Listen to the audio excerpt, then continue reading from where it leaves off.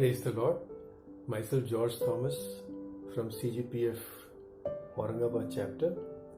For today's reflection, I will like you to look at the attitude of thankfulness. And the scripture portion taken is from 1 Thessalonians 5:18, which says, "Be thankful in all circumstances, because this is the will of God for those who are in Christ Jesus." So what is this attitude of thankfulness?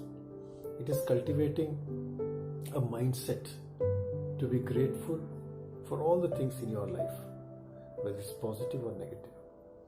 And such type of attitude helps to focus on the positive aspects of life. And what are the benefits of having such type of attitude? So when we are thankful, our focus shifts from self to God. We come to realize that whatever we have, this life, health, all the blessings, material blessings, relations, job, gifts and talents are all gifts from God. Secondly, it improves our self-esteem. Third, it improves our physical health. Fourth, it helps us to face the stress in a confident way. Fifth is it helps us to appreciate people and things who really matter in life.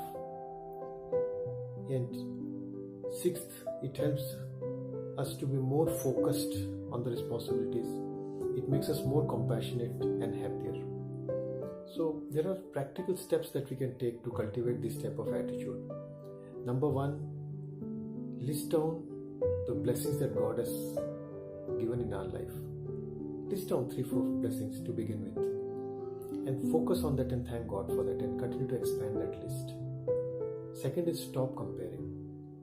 Many times discontentment comes when we compare our life with others. When we see the social media post, we feel that they are living a better quality life than ours. Don't compare yourself. Grass always seems better on the other side. Third is reflect on how God has taken care of you in the past.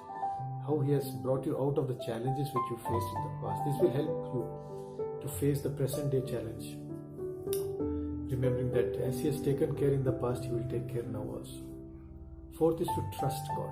And it becomes difficult, especially when we are facing challenges which we don't know why we are facing and what will the duration. But remember that Lord Jesus has promised, "I will never leave you nor forsake you." Trust in Him. Fifth is surround yourself with people who are generous.